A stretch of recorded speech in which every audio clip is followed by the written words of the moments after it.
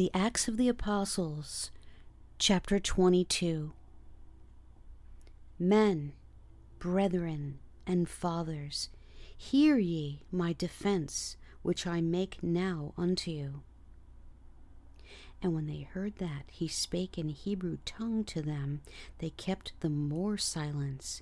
And he saith, I am verily a man which am a Jew, born in Tarsus, a city in Cilicia, yet brought up in this city at the feet of Gamaliel, and taught according to the perfect manner of the law of the fathers, and was zealous toward God, as ye all are this day.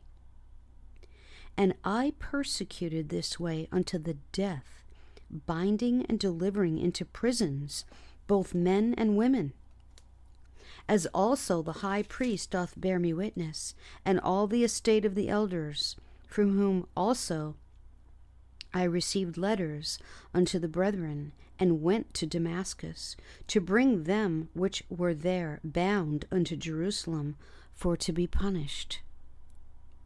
And it came to pass, that as I made my journey, and was come nigh unto Damascus, about noon, suddenly there shone from heaven a great light round about me. And I fell unto the ground, and heard a voice saying unto me, Saul, Saul, why persecutest thou me? And I answered, Who art thou, Lord? And he said unto me, I am Jesus of Nazareth, whom thou persecutest.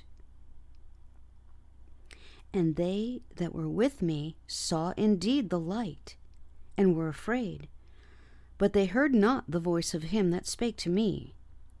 And I said, What shall I do, Lord?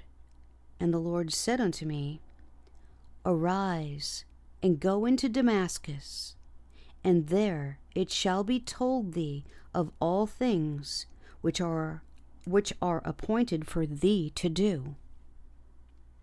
And when I could not see for the glory of that light, being led by the hand of them that were with me, I came into Damascus. And one Ananias, a devout man according to the law, having a good report of all the Jews which dwelt there, came unto me, and stood and said unto me, Brother Saul, receive thy sight. And the same hour I looked up upon him, and he said, The God of our fathers hath chosen thee, that thou shouldest know his will, and see that just one, and shouldest hear the voice of his mouth. For thou shalt be his witness unto all men of what thou hast seen and heard. And now why tarriest thou? Arise, and be baptized, and wash away thy sins, calling on the name of the Lord. And it came to pass that when I was come again to Jerusalem, even while I prayed in the temple, I was in a trance, and saw him saying unto me, Make haste, and get thee quickly out of Jerusalem, for they will not receive thy testimony concerning me. And I said, Lord, they know that I am imprisoned and beat in every synagogue, them that believed on thee. And when the blood of thy martyr Stephen was shed, I also was standing by, and consenting unto his death, and kept the raiment of them that slew him. And he said unto me, Depart, for I will send thee far hence unto the Gentiles. And they gave him audience unto his word, and then lifted up their voices, and said, Away with such a fellow from the earth, for it is not fit that he should live. And as they cried out and cast off their clothes, and threw dust into the air, the chief captain commanded him to be brought into the castle, and bade that he should be examined by scourging, that he might know wherefore they cried so against him.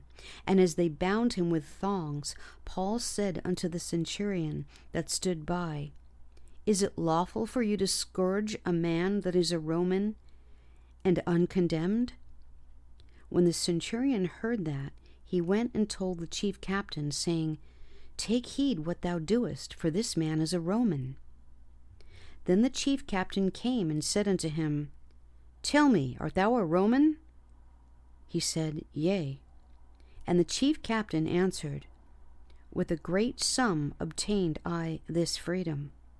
And Paul said, But I was free born. Then straightway they departed from him which should have examined him, and the chief captain also was afraid, after he knew that he was a Roman, and because he had bound him. On the morrow, because he would have known the certainty where he was accused of the Jews, he loosed him from his bands, and commanded the chief priests and all their council to appear, and brought Paul down, and set him before them.